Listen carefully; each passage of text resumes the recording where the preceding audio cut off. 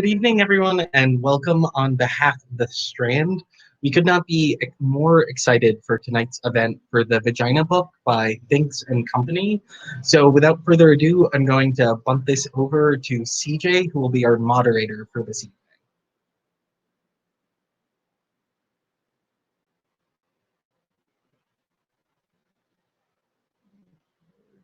Oh, apologies. If you would mind bearing with us for 1 second. And there we go.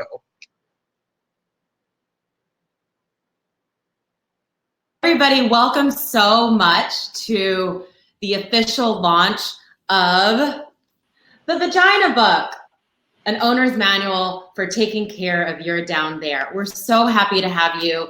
Our other panelists are going to be joining us shortly, but it's going to be a very robust conversation. So let's get vaginal.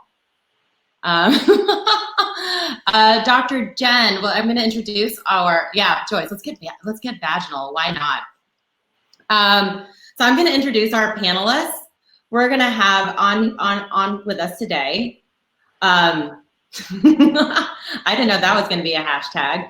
So we have Margaret Cho, a Grammy and Emmy nominated comedian, actor, writer, singer-songwriter, and activist based in California.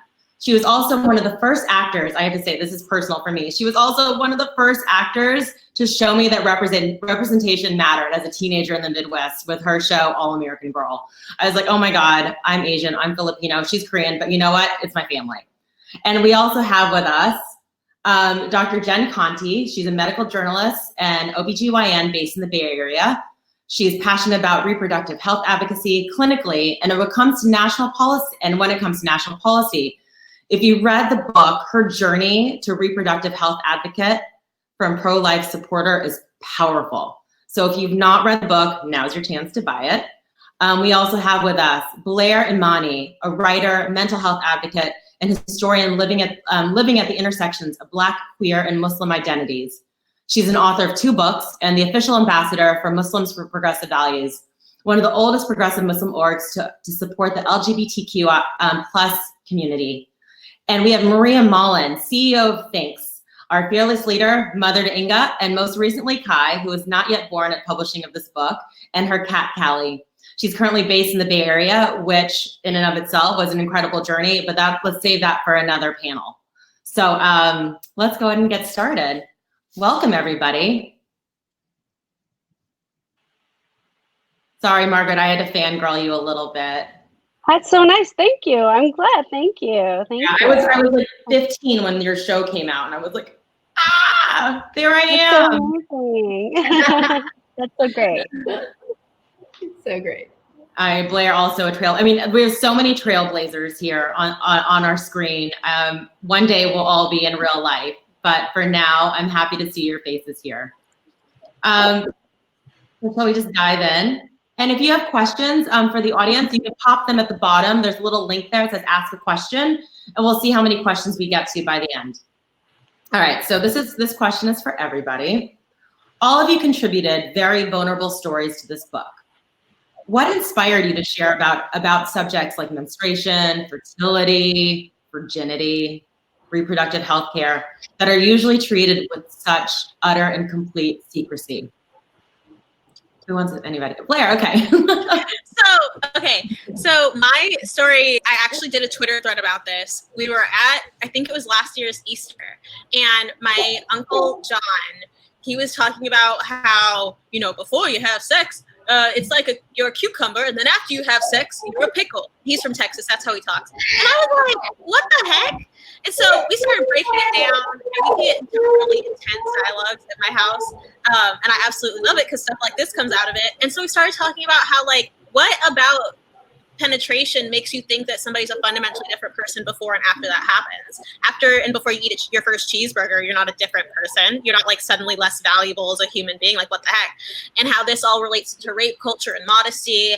And so there I am in my Easter hijab with my family members who are Christian talking about virginity. And I was talking about cell regeneration and how well, if you really think about it, once the cells renew, you have a completely different, genitalia to begin with. But we were all talking about it. And so I'd done this thread. And then when you all reached out to me about the essay, I was like, let me talk about how virginity is some nonsense.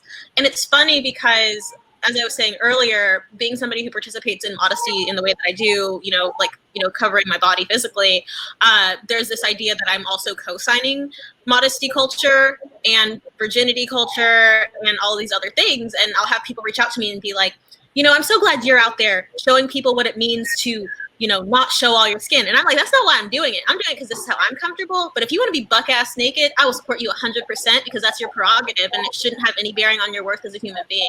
So being able to write this, literally saying virginity is some bullshit that has no root in medical reality or fact, that was empowering for me. And it came from a family argument. Thank you.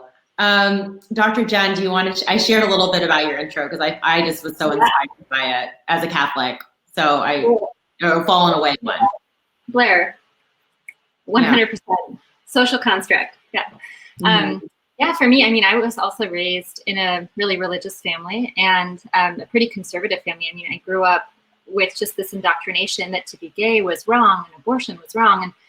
And when you're a little kid, before the age of 7, I guess the age of reason, like you trust everything that comes at you. And so it's really easy to sort of not make your own decisions.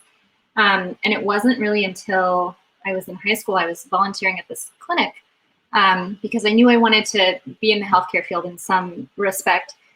But we were, providing contraception care and all kinds of healthcare. And this one person that I knew came into the clinic needing abortion services.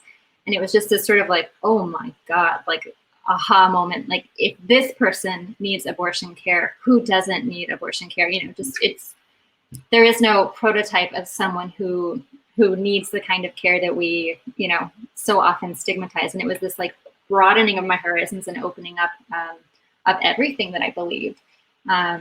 And I think not as many people are lucky enough to be exposed to experiences or be around support people, friends, to challenge their thought processes. But I sort of approach everything I do, even the patients I see on a daily basis, with that kind of compassion. It's sort of like they haven't arrived yet kind of mentality. Like, give them time. Let's give them education. Show them the right way. Yeah.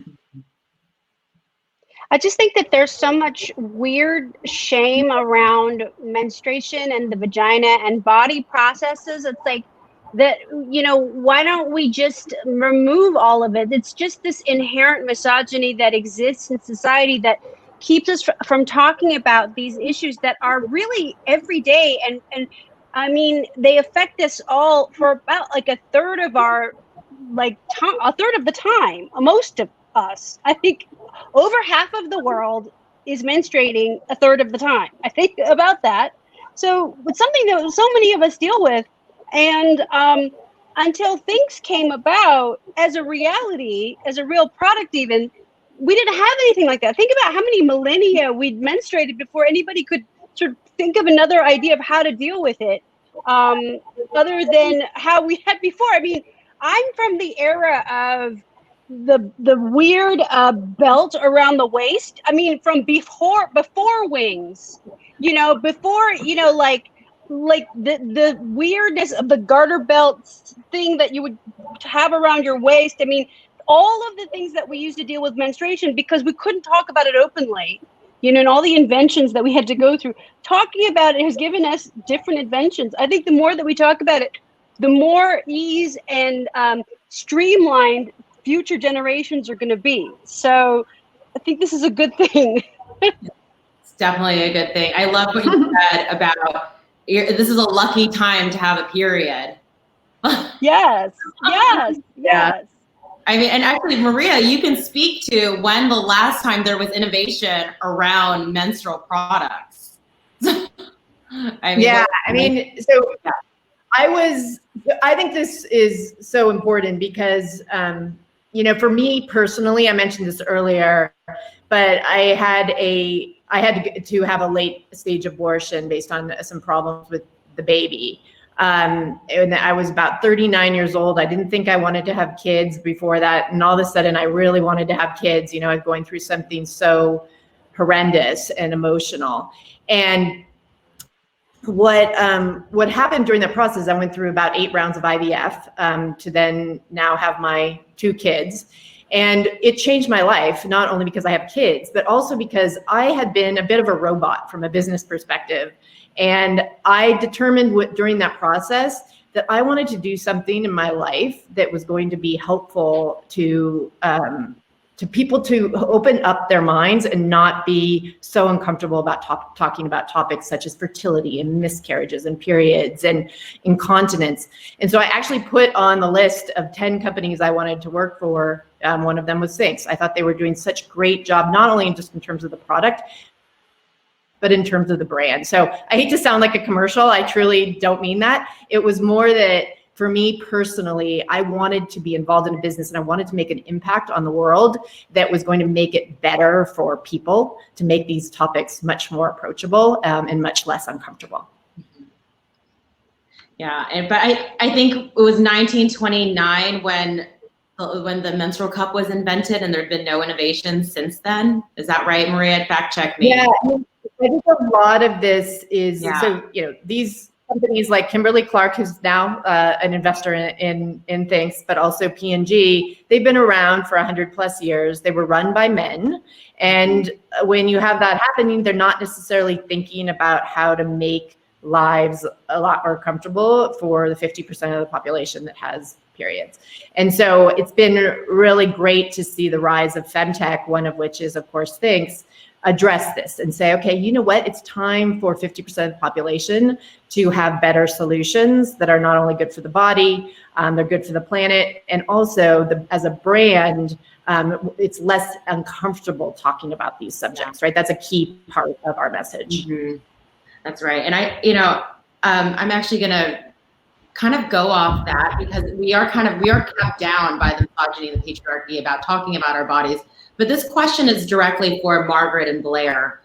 Both of your essays touch upon the idea that society needs to rethink the way we teach young people about their bodies. If there is something you could have taught your younger self about your body, what would it be? Well, that there's no shame in it, that there's no shame in having a period, and that there's no, that there's kind of a learning curve in dealing with the blood, and that it's okay to experience that, and that it's not weird or freaky or gross, or that it's actually all fine, to give myself permission to learn what that curve is, and that it's kind of okay to be awkward about it. Mm-hmm. Blair? And I think for me, if I may for a moment graphically describe my nether regions, I have longer labia minora than I thought was normal, but there's no one way that your vulva look, that your labia minora majora look. Everything's different. Nobody looks like a plate or hustler centerfold. Nobody looks like porn usually. And then the fact that things like vaginoplasty have come to be, whether that's, hymen reconstruction, which is just more medical nonsense, to people feeling like they needed to, basically get a facelift for their vagina, for their vulva. These are all unnecessary things. And I wish that I had known that there's no one way that vulva look. There's no one way that your clitoris looks, etc. But then other things like cramps, and not being able to power through the day, me actually needing to take a nap because my uterus is contracting and trying to shed its lining, things that are just very real. And I wish that things were couched in such language that made it seem as though if you're not doing ballet in all white linen during your period, then you're a failure as a person with menstruation. It's just being no, this is another part of you, so take care of it like the rest of your body. Like the rest of the things you go through. You're not a personal failure because you get a cold. You're not a personal failure because you need you faint during your menstruation time.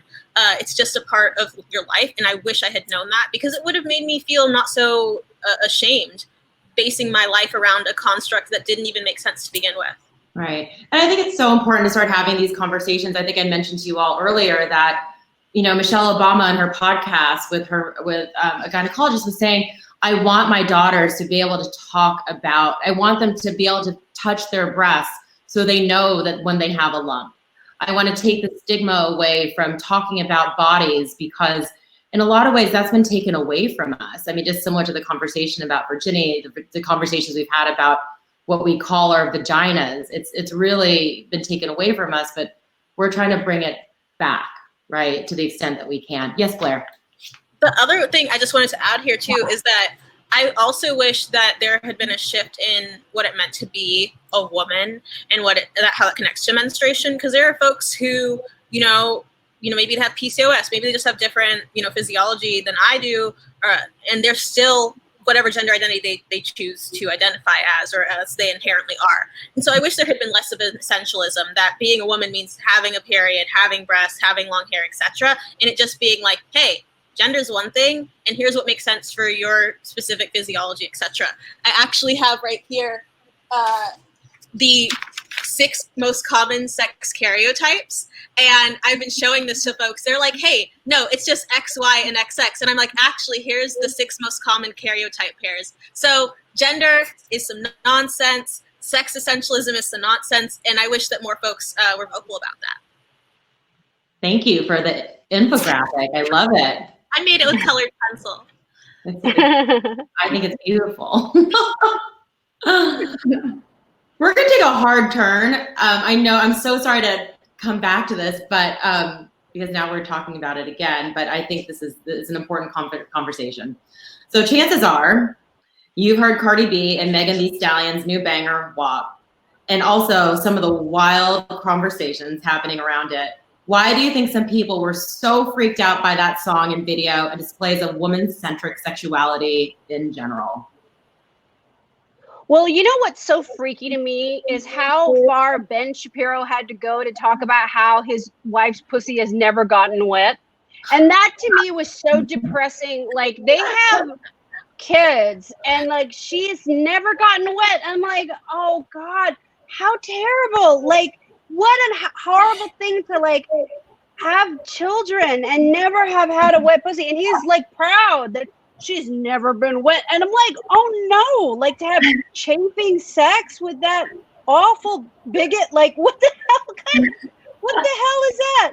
But I mean, it's like, a wet pussy is power, a wet pussy is pleasure, a wet pussy is the best. I mean, because a wet pussy is really a woman who is pleased and happy and giving it so freely. It is the enemy of rape culture. It is the enemy of toxic masculinity. It is what gives life, truly. And I think that is something that, I think toxic masculinity is so afraid of. It squelches out all of those fires. The enemy of rape culture. Can someone please tweet that right now? Hashtag let's get back. That's cool. Dr. Jenn, I know you have 2 daughters. What are their ages? And talk to us about their experience with the video. So they're 3 and 5. They're young, and I let them listen to it. And maybe that sounds kind of controversial. Maybe, I don't know, my husband maybe has second thoughts. But to me, again, it's exactly what you're saying. It's setting up from a very early age that this is okay, that talking about feminine sexual or anyone's sexuality and talking about it in a way where you aren't ashamed and that it's just as important and valuable as traditionally or binary male sexuality, which, by the way, everything we know about sexual health comes from studies that only study male sexuality. We know very little research-wise about feminine sexuality. So it's a whole nother issue. But absolutely, I'm exposing them to it young because for me, like you're saying, it's empowerment. Mm-hmm. And Maria, you have a 3-year-old daughter and a newborn son. Yeah, I guess both of them listen to it. I think the 3-month-old doesn't really get it yet, but I think it's really important. I think because of exactly what a lot of people have said so far, I think being able to talk about our sexuality when men have been talking about their sexuality in rap forever, why is that a problem? I think it's only a problem because you have older white men who think of it as a affront to their masculinity, that women are getting more power, right? Women are becoming more educated. 42% of households are now have women as the breadwinners, right? That is so freaky for a lot of men. So I think this song represents power. And so I think everyone should listen to it, and we should irritate as many of those white older men as possible. I mean, we got to bring the boys along on this journey too, or else we have no hope. or those who That's right. We need to bring the cis men along on this journey. And I shared with this to you guys, but my favorite line, which I think epitomizes this whole conversation because it completely takes the power away from the man, is makes his pull-out game weak. Like, it takes away all the power. So, and if we really get down to it, then we get to talk, we get to turn that conversation, I think, for like enlightened doctors like Dr. Jenn Conti. Okay, then let's talk about why the pull-out method is not the best like contraceptive measure. You know, like it easily transitions. Like the fact that there were doctors and gynecologists online talking about actually WAP should be common. WAP is normal. And I'm just like, I love this. I'm just picturing this person like on their like BlackBerry phone, you know, trying to scroll to tweet about it. And it's just, yeah, let's take the current moment and not try to go backward, but like, let's actually come to a place where we can talk authentically about what this means and how like, okay, well, if we're going to talk about sex and pop culture, let's just ride with it. Let's go with it and let's meet people where they are. And so I think that's what WAP provides. And then like Margaret was saying earlier when we did the pre-show was how this is about like it empowers sex work. It empowers education, like even the conversation, just to directly quote Margaret, where she was talking about the paying for tuition via sex. Like, okay, let's do that. But that is completely terrifying to any patriarchal force, any sexist force, any white supremacist force. The fact that Black women are saying, hey, these are our bodies. We're going to own our bodies. We're going to talk about pleasure and our bodies. And we're going to have fun doing it and be very clever with our bars. Like all of these things. It wasn't, WAP, yeah, it's about sex, but it's not created for cis men. It's created for the enjoyment of folks with vaginas and the sexual pleasure. Right, Ria. And furthering the conversation with their own education. You know, it's like, we're going to like top you also. We're going to be smarter than you talking about it. But we're not talking down to our audience either. So it's like this thing of bringing everybody up, but making the men feel real small, but bringing the women up. It's really like a really genius song on a lot of different levels. And that's why they hate it. That's why it makes them so mad. So mad. So mad. So this is one of my favorite questions, is I think we could actually talk about this question for the rest of the night. I hope you guys brought your dinner. What's a taboo that still needs to be broken? And why? I mean, we probably know the why, but what's a taboo that still needs to be broken? Dr. Jenn, you want to start? I think I'm going to piggyback off of what Blair said. There's no normal. So there's no normal vulva. There's no normal odor. There's no normal anything down there. Everyone looks different. There's actually a really good website. I think it's called like the Vulvar Library. And you can literally go and scroll through so many people's vulvas and just see and be like, oh yeah, that one looks like mine. Or that one, like it's really great if you're ever wondering. But we are not meant to smell like fresh laundry. We are not meant to smell like spring daisies. Like, do you know what I mean? Like there's a natural normal odor and discharge. And I think that a lot of times, you're walking through Target and you see all these, let's call them douches. They're just not calling themselves douches. And it puts this idea in your mind that you need to fix your genitals, that they're dirty, that you need to be ashamed of them. So it's all tied up in that, but nothing is normal. I mean, everything is normal is what I mean. Like nothing is abnormal necessarily, just because it looks different. There's actually a poll if any of you guys want to vote in it, and the poll is in this. This is how many of you have wondered if your vagina is normal, and thus far, 77.8% of you have wondered, and 4 of you have not. So I've wondered. Oh, there's the link. Yeah, look at it.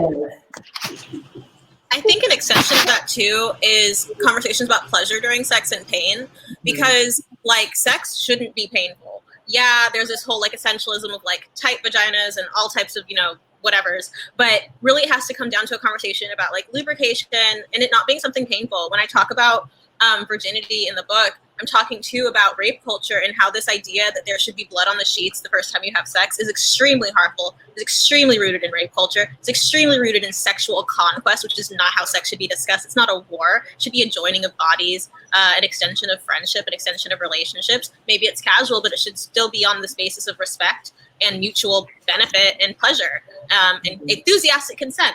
So this whole thing about pain during sex sometimes being indicative of the sex being bad. sometimes it being indicative of, you know, not enough foreplay. All these things that like my mom is always trying to communicate with me about. And I'm like, Mom, stop. But like, I really wish that was more of a conversation, because sex shouldn't be painful. Sex should be enjoyable. Sex should be enthusiastic. Sex should be something that you do joyfully. That's not connected to your worth as a person. But that is so missed. I mean, the fact that, you know, sex largely, I said this earlier on Twitter, I was saying, you know, most of us started by sex. And I was like, wait, let me not erase folks who are like IVF or like test tube, you know, children, because that's valid too. But for a large, you know, group of us, sex is the way that we came to the world. And that should be celebrated.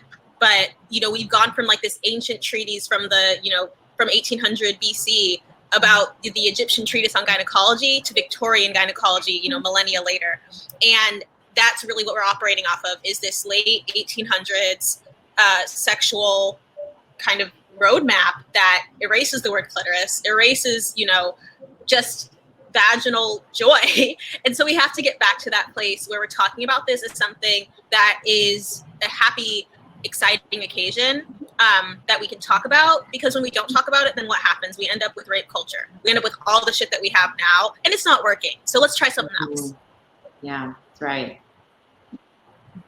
Yeah, I think that mine, what I'm discovering is that I'm kind of seeing in my now, I think that menopause as we know it doesn't exist for me as I see it. You know, being in, you know, I'm 51, I'm in the age and the body arena, the time of menopause. I cease menstruating, but I don't have any of the other things that are supposed to happen when you have menopause. Like, I don't have any of the other sort of symptoms.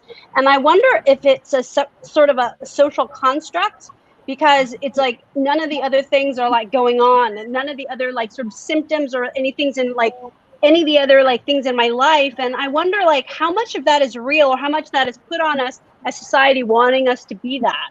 And so I'm trying to sort of like see if my experiment is going like, can I still sort of embrace the life that I just want to have and not be menopausal, postmenopausal? And I think that it is a myth. I really do believe like womanhood is what you make it, and it can be whatever you want, and it doesn't have to be what society wants you to be. That's so true. I mean, I think so many of you are redefining what Margaret. Yeah. Go ahead, Jen. Sorry, Dr. Jen. Go ahead. Sorry. I want to just add to it that I 100% agree. Like, there are these three phases in people's reproductive journey: puberty, becoming a mother, menopause, arguably. And we celebrate the first two and we stigmatize the third. And why? It's because the first two have to do with, are you able, so you're not useful to society. It's like such a shame. We should be on like menopause cruises, well, not during COVID, but you know, like celebrating it. You know, I would have menopause parties. Yeah, go ahead, Maria. Yeah, I can speak to that almost on the business sense, because we have a product called Speax by Thinx, which is for bladder leaks, which oftentimes is associated with menopause or having a couple of babies. And it is almost impossible to find influencers and people, celebrities even, to market this product because it's such a taboo. There's this feeling that they don't want to be associated with it, right? They're fine now with period products because that's become more embraced, but certainly not anything related to bladder leaks or menopause. And it's really so unfortunate. It goes to exactly what Margaret and Dr. Jenn were saying. Like, it's something that really has to change because, you know, you have so much of life left in the last, you know, let's say 50 years. And so you suddenly you're scared to reach age 50, which is typically when menopause comes about. And then you can't enjoy the next half of your life. Like, it's absolutely insane. Yeah, I think that's absolutely right. And as somebody who's working on the brand around Speax, it is very challenging to get press coverage on it relative to periods. I volunteer. Sorry? You volunteer? I volunteer. Amazing. I will go ahead. Can we just do a menopause cruise once we have a vaccine? I love it. That'd be great. That'd be so great. I'm going to actually take questions from the audience now. I've got two in here now. Looks like, Blair, you answered the first one, but just for the benefit of everybody else, I'm going to go ahead and ask it. So what is your definition of sex, and how does that tie into the idea of virginity? So this question's so fun for me because when I start talking about virginity being a social construct, they're like, what? And so like some of them think that to mean that like, oh, they'll get half of it, but not the full picture. So one, sex can't be narrowly defined, you know? Like I remember in the early 90s when I was a kid, like sex was narrowly defined to not include blowjobs by the president, but like, what does that mean? You know, I tend to define sex to be sexual contact, not always for the intent of reproduction, because that completely erases queer sex and what that means. So sex defined by you, genuinely something intimate, something that involves genitalia, not always, you know, should be pleasurable, should be enthusiastically consented to. But as far as virginity goes, it's just getting rid of this idea that before you have sex, you are one person, sex happens, then you're a different person because of sexual contact. That's ridiculous. Like, that makes no sense. Yeah, we can have a conversation about STIs, about, you know, pregnancy, etc. But those are conversations that have no necessarily a bearing on whether or not virginity exists, because it doesn't. There's no such thing as virginity. Yeah, it's been used as a tool to oppress folks, but just like gender, you know, we can ascribe things to gender. Sometimes we participate in things as far as gender goes and gender performance and gender identity and expression. It still has no basis in medical reality. So it's a construct. For example, I was recently engaged, but I know for myself that marriage is a construct created by human beings, sometimes as an exchange of property, sometimes really in a patriarchal, harmful way. I know that. I can still make the first time, it was a long time ago, but I could have still made the first time I had sex to be important because I have these like, you know, ritualistic things ascribed to it because of the social understandings of virginity. But that has no bearing on what my worth is. It should have no bearing on laws. It should have no bearing on the creation of, you know, hymen reconstruction surgery. If you do a somersault, you're probably going to break your hymen. Why? Because it's part of your anatomy, not because it's a little flap like a doggy door that exists for penises. That's ridiculous. So it's really liberating ourselves from this. Yeah, the first time you have sex, that can still be special. It also can just be another time you have sex. It's up to you. But the way that we essentialize it and make it this social contract of who you were and now who you are, that's nonsense. That's BS. That's a social construct. Mm-hmm. High five. I wish I could actually high five you. That was my virtual high five. We've got a question here for Dr. Jenn.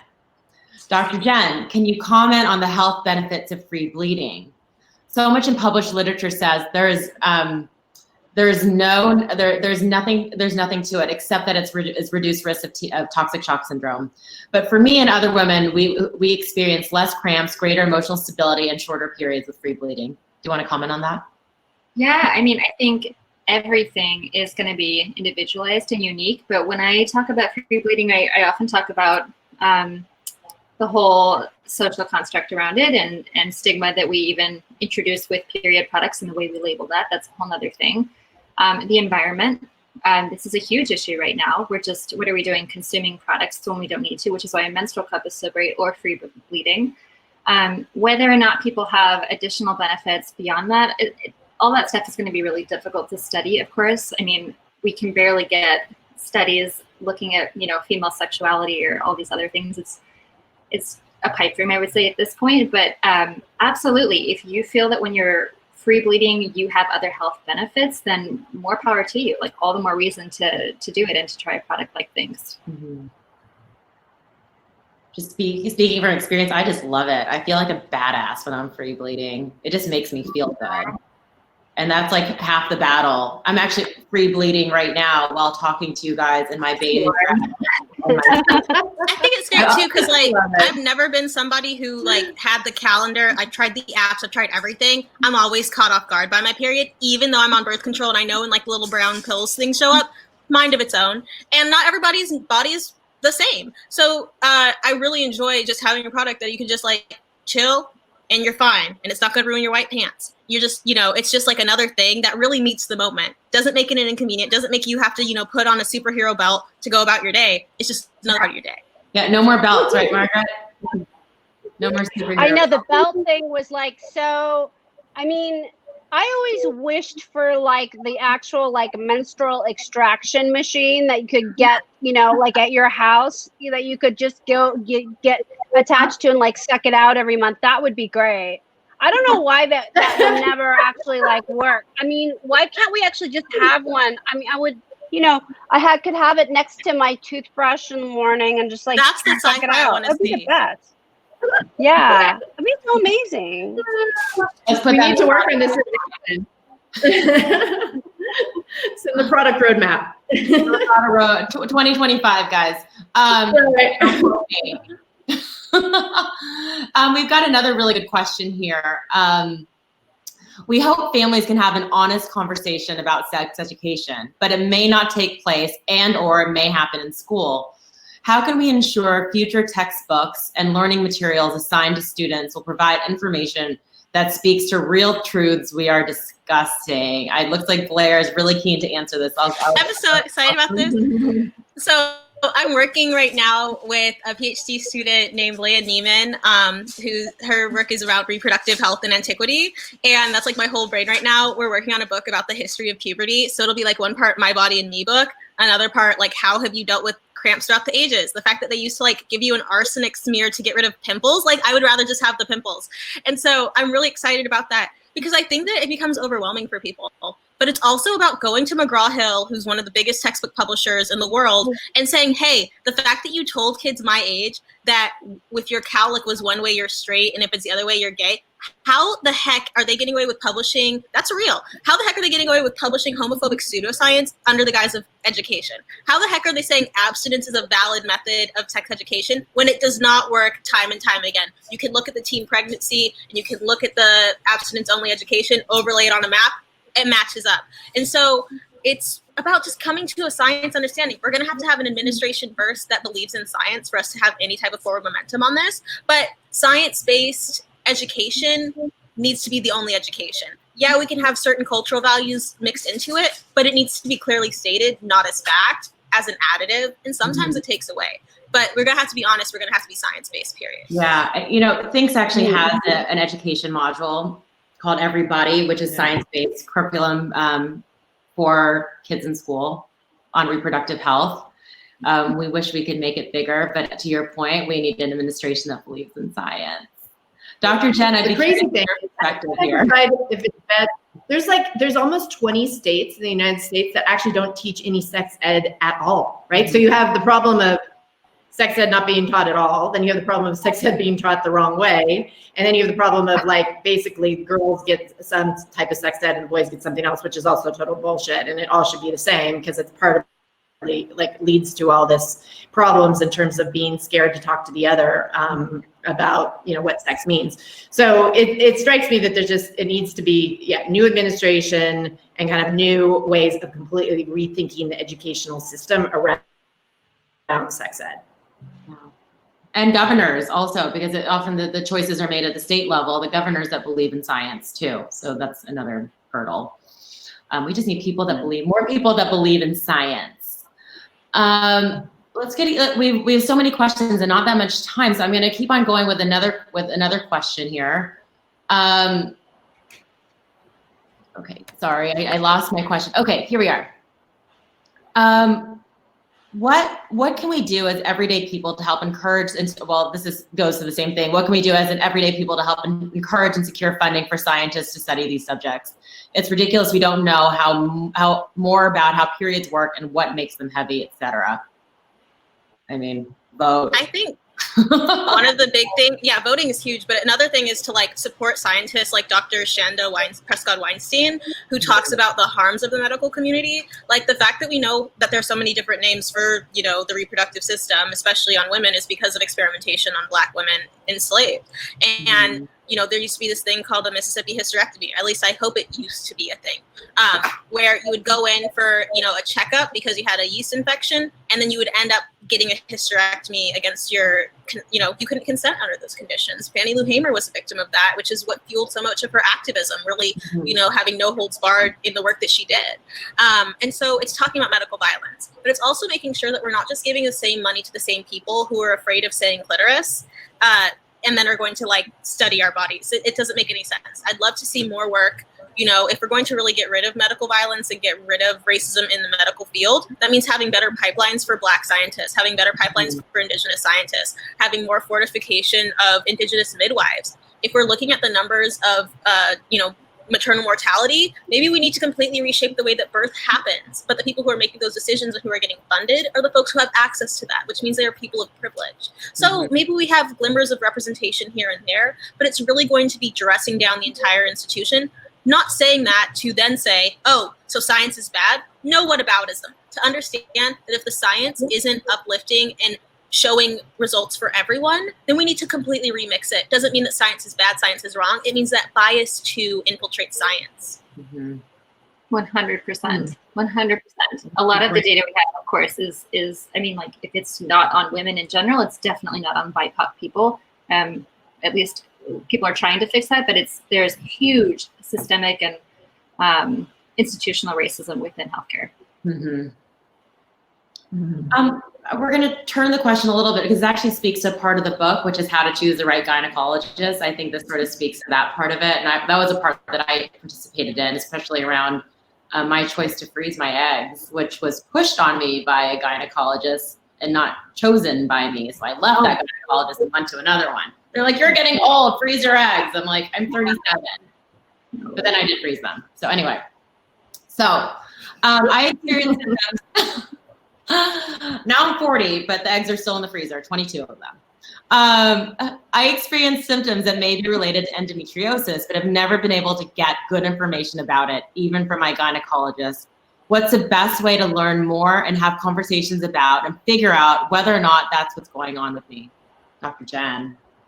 I think even just taking a step back, not specifically with endometriosis, but trying to find that right person, whether it's your gynecologist or your primary care doctor, whoever you're having an intimate relationship with in your life and sharing very vulnerable information.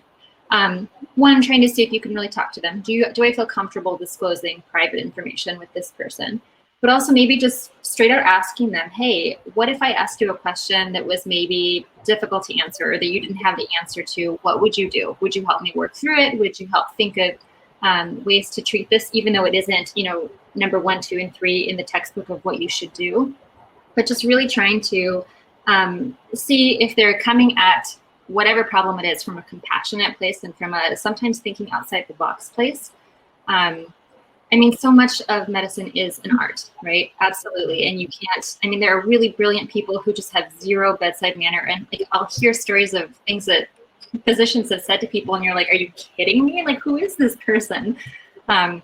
So it's hard and not everyone has access to good providers. But again, I'll come back to the book, resources like this, where you can just really find excellent, good information if you don't have access to people that you have a good relationship with in a clinic.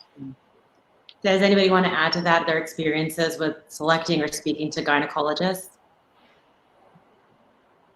Yes, go ahead, Blair. Yeah, I was trying to unmute myself. So if I have this a lot with different doctors, different backgrounds. Sometimes they see the hijab and they're like, what do they do? Because they have their own assumptions about what it means to be somebody who wears a hijab. And then it's also really cool because then I'll see some folks who really want to accommodate that. Like, okay, if I need to put you in a medical gown, what makes you comfortable? And I'll try to wear something that has a very open hoop so that way I don't have to take my clothes off. I can just take off my leggings or something. Mm-hmm. And so it's about having a doctor that's really culturally competent. Sometimes folks want a doctor that is of the same cultural background as them. As long as, for me, the doctor has great outcomes, can specialize in the things that I have, like on autoimmune disease, all types of medication that I'm on. And so my doctor, actually Dr. Ann Bakar, she's a doctor from the Midwest and she's extremely culturally competent. She always makes sure to ask things. And I think that it's kind of an impetus and a push for doctors of all backgrounds to really provide good service. And that doesn't just mean no patients died under your care. It means that your patients feel valued as human beings when they're under your care at all times. And when I worked at Planned Parenthood, it really started to shift my understanding of that because we would train doctors on things like I oversaw the training for Zika virus to make sure that when people spoke about Zika virus, they weren't doing it in a way that was pushing folks one way or the other in certain types of care. If you discovered you were infected with Zika, we made sure to educate the caretakers or the doctors to not say things like birth defect, which places that defect has a connotation, to instead say birth anomaly because that's what it is. And then also to translate that into different languages. So it's about taking that extra step. I always tell folks to start at Planned Parenthood because they have the research, they have the body of work. But then also, if you don't have access to that because of defunding in your area, which is unfortunately common, then to go to folks and also never underestimate the power of a recommendation. When I have a job in a new place, the first thing that I would do in the office when that was a thing would be, hey, what's an allergist I can go to? What's a good dentist? Because it's likely that somebody else at your office has already done that work of trying to find somebody within your insurance network to be able to then go and tell you, point blank what was up with that doctor. Mm-hmm. I think we have time for one more question, but do you want to add to that, Maria? I'm so sorry, I didn't mean to cut you off. Well, I was just going to add that I think it's somewhat, I went through a lot of rotation of IVF doctors, and there's something similar with the gynecologist. And I think one of the things a lot of us, we rely on how nice somebody is or how they make us feel comfortable, which is important, don't get me wrong. But I really agree with what Blair said around really focused on data. So when I looked at my IVF doctors, I said, how many patients have they seen? How many patients have they seen with my specific issues?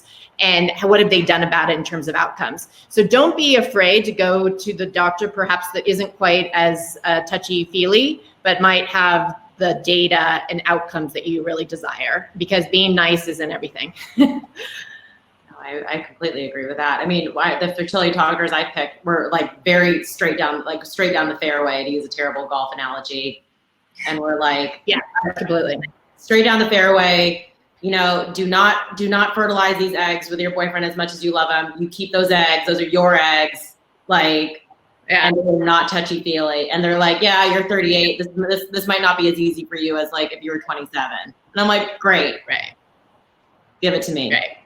And then they pumped me hormones, like a Purdue chicken. I popped out 22 of them. We're gonna do one more question. I think this is a good one. I mean, they're all great questions. This has been such a fun conversation. I want to do this every week, or maybe not. Anyway, because I was really nervous about it, to be honest. But how can we create more environments where trans, non-binary, and gender non-conforming, et cetera, health, validity, and sexual awareness is promoted? And environments where trans, non-binary, and gender non-conforming people are not only included, but embraced in spaces and conversations.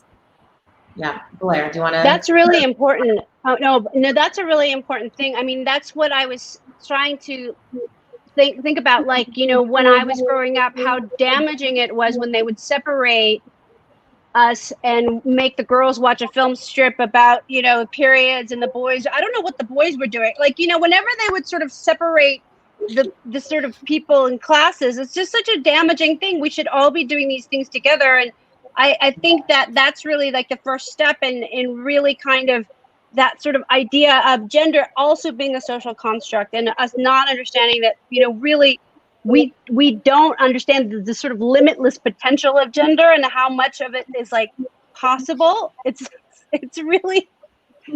really important to let go of all of these ideas and to re-examine what we think of as gender and look to. That's why it's so important. It's vaginas are not just for women; they're for lots of people. Mm-hmm. I think in your intro you said the boys are playing Heads Up, 7 Up. That feels right.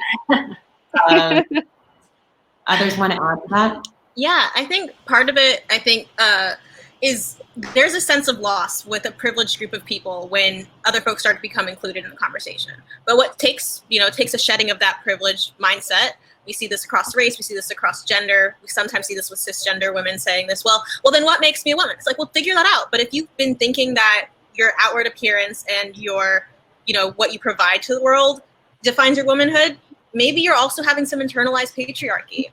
But it's also understanding things that if we say that when you have a period, you become a woman, then what does that do for folks who are going through menopause or folks with PCOS who don't have a period in the same way, or maybe not at all? That harms them. It harms cisgender women. And so it doubly harms trans women, it doubly harms trans men, non-binary folks, gender non-conforming folks, because it's not based in science or in fact. So it not only harms the people who are most marginalized, but it harms the privileged folks too, because it's baseless. And so it's looking at those types of things. really being invested in that, and then understanding that it's not something that you're just saying to check a box. I always tell folks this, like, when you ask someone's pronouns, don't do it because it's the progressive thing to do. Do it because you actually care. And that carries through everything. When you say, thank you, sir, thank you, ma'am, are you just saying that because you've been trained to automatically do that? Or do you really want to thank them? And so it's really being intentional about those human connections. And then also pushing providers, you know, if you can't care for somebody, like, look at how common these are, okay? These sex stereotypes are more common than red hair. If a doctor is only prepared to treat X, Y, and XX people, they're not a very good doctor. And that speaks to the way that medicine is taught in the United States. But it's so all-encompassing. So not everybody knows the chromosomes that they have, period. So to say that only 2 are common when the others are just as common as red hair, that's a problem. But what it's going to take is not going to take folks like me, you know, kind of going off about this, but looking at interact advocacy, which is fighting intersex genital mutilation in people across the United States and really trying to push for this to be repealed across the United States and around the world. It's going to take listening to menstruators and not essentializing them based on their gender, which is important and essential work that needs to get done, that the Fluid Project has been pushing forward as well. And I think Thinx did this too. You know, when Thinx first started, it didn't have this inclusive language. We have to be upfront about that. I remember Thinx as soon as they came out because I was like, amazing. I don't have to buy panty liners anymore, you know? And so I remember reaching out to the then CEO, and there was an immediate push, the shift from, you know, women with periods to people with periods. So it's listening to these communities, listening to the inclusion, and now y'all are kind of at the cutting edge for what that means on inclusion. So it works, and it helps your bottom line too, because more and more people are starting to identify as non-binary, because the whole gender conversation is flawed to begin with. So it's the right thing to do, it's the ethical thing to do, it's the business-friendly thing to do, but it ultimately helps people, and why are we on this earth not to make it less of a shithole? Mm-hmm. Anyone else want to add? I would just, I'll add to, it's hard to follow that. I think it's exactly a much more articulate way than I would put it. But I would add that each of us, considering the question is much more about how can we all play a role here. I think no matter who you are, as a company or as a leadership team, we're reading How to Be an Anti-Racist. And I think it applies to all types of people, is that even if you're not part of the group that is being discriminated or not included, its onus is on all of us to ensure that we're bringing that up, right? And we're trying to play a role in being voiceful to make sure we're supporting these groups that perhaps don't get as much attention and not rightly so. Wow, what a conversation. I'm seeing some comments still in the chat that we didn't get to some questions. I'm so sorry. I know that one of the suckiest parts of being in a panel is not getting your question asked. So I'm gonna do something that was not approved by anybody, but if you wanna DM us at She Thinks the question, then we'll do our best. I'll see if I can get an answer from these amazing panelists. And I'm also going to be doing, I've been doing Smarter in Seconds, which are my 15-second education things on Instagram. And I'm going to be doing one on sex chromosomes. So that's coming up soon. You'll see this infographic again. I've been using it like a prop everywhere. Maybe I'll make posters, whatever. But this book is so absolutely amazing. I don't contribute to books often because I really have to believe in the cast of folks that they've brought together. And I think y'all really hit the nail on the head, having a medical voice, having, you know, a sense of levity, comedic input from Margaret Cho, also based in medical facts, because we could do both at the same time, and just bringing it together and leveraging the networks that y'all have built to bring forth education and fund that education, make it accessible, put it in people's hands. That's huge. So I can't recommend this book enough, and that's not just because I'm a contributor, it's because I believe in it. Mm-hmm. Thank you, thank you, thank you. Well, if anybody has anything, closing thoughts. All right. Yeah, I also just want to say I am so honored to be a part of this project. Again, with the whole like making it accessible and palatable, but also just so many different people's voices, right? Like when we talk about this, you can't ever just make it one person's story. And just, I mean, these are just a few of the voices that you see in this book. There are so many different people's voices. It just really, just so wonderful. Good closing. Yeah, so That's wonderful. Thank you. So here's the book. There's a link to purchase it on right in front of your very own eyes. So down there. I don't have a manicure, but it's somewhere down there. This is the book. You can buy it. You can enjoy it, share it with your friends, people with vaginas, people without vaginas. Let's all get vaginal. So thank you so much for joining us, everybody. And thank you to all my amazing panelists. You were so inspiring. And I want to like be your friend in real life. Thank you, thank you, thank you. Have a wonderful, wonderful rest of your evening. Thank you.